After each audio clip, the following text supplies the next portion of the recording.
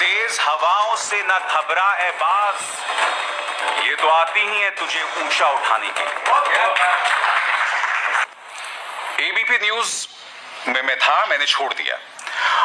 और छोड़ने की वजह क्या थी कि एक दिन मैं एंकरिंग कर रहा था और सुल्तानपुर में एक रेस्टोरेंट मालिक पर गोली मार दी जाती है।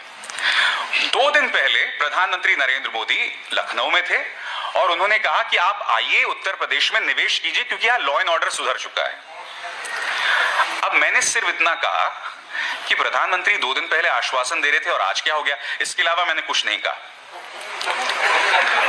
उसके चलते मुझे 15 दिन की छुट्टी पर भेज दिया गया। वापस आना मैंने सही नहीं समझा, मैं निकलना भी चाहता था क्योंकि मैं समझ रहा था कि मुख्य धारा की मीडिया अब पत्रकारिता करने के लायक नहीं रही। मगर मैंने छोड़ दिया दोस्तों। और उसके बाद क्या होता है, एक दिन अचानक मेरा ड्राइवर कहता है, सर ये जो पीछे आप गाड़ी देख रहे हैं ना, इसे मैं आज चौथी बार देख रहा हूं अपने पीछे। तो मैंने बोला क्यों? कहता याद है आपको जब आप उस दिन मिली बाबूश के साथ खान मार्केट गए थे, मिली बाबूश मेरे बच्चे हैं, उस दिन भी एक गाड़ी हमारे पीछे थी। तो उसके बाद क्या हुआ, मैं अकेला था और मैंने थोड़ी स्लो की गाड़ी, उस साइड से जाने लगी और फिर मैं आगे निकल गया क्योंकि उसके शीशे काले थे, मैं नहीं जानता था अंदर कौन था क्या था। फिर अगले दिन क्या देखता हूं कि वो मेरे घर के पास खड़ी हुई है। मैं पुलिस के पास गया, मैंने शिकायत की, पता चला कि वो गाड़ी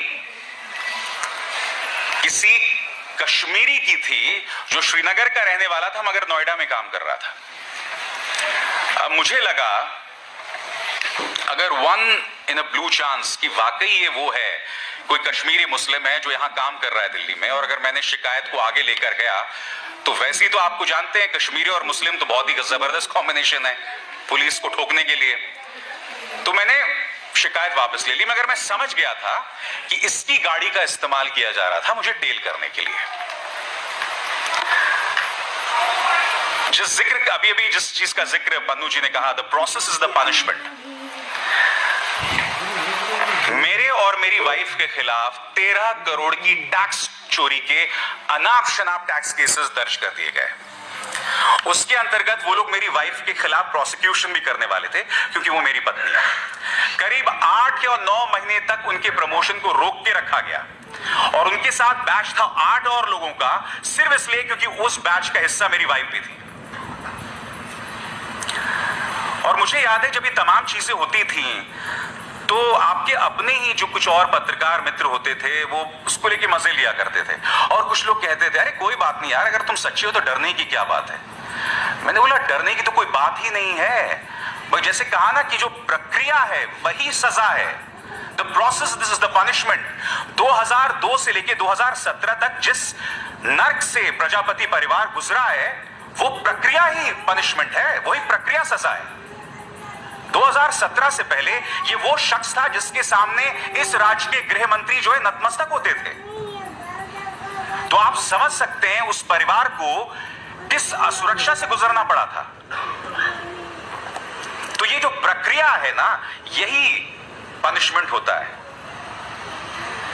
और आज लोग आसानी से कह देते हैं चलिए कोर्ट केसेस हो गए, कोई बात नहीं है, आप जीत जाओगे यार अगर आप सच्चे हो। मगर आप समझते नहीं हो वो जितने भी दिन चलता है, आप जिस टॉर्चर से गुजरते हैं आप तो अंदाजा लगा ही सकते हैं उसका। मगर लोग जिस टॉर्चर से गुजरते हैं आप समझ नहीं सकते वो कितनी बढ़िया सुरक्षा है। मगर मैं यही कहूंगा आप लोगों से कि समर्थन दीजिए हमारे उन पत्रकारों का जो इन छोटे छोटे इलाकों पर काम कर रहे हैं। मैं जानता हूं कुछ ऐसे लोग हैं जो इस पेशे को बदनाम भी करते हैं। कुछ लोगों पर आरोप लगाया जाता है कि भाई जो लोकल पॉलिटिशियंस के वो लोग फिक्सर बने रहते हैं, मगर नहीं।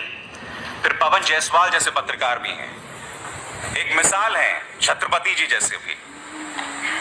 उनके हाथ मजबूत कीजिए, उनके हाथ मजबूत कीजिए ताकि किसी का सिला, किसी का परिणाम रामचंद्र छत्रपति जी जैसा ना हो। खैर उनकी तो एक विरासत है, मैं सिर्फ उनकी मौत की बात कर रहा हूं। वो आज जिंदा होते तो मैं नहीं जानता उनके जरिए और वो क्या क्या कर सकते थे। मगर हाँ, उनकी शहादत ने हम सबको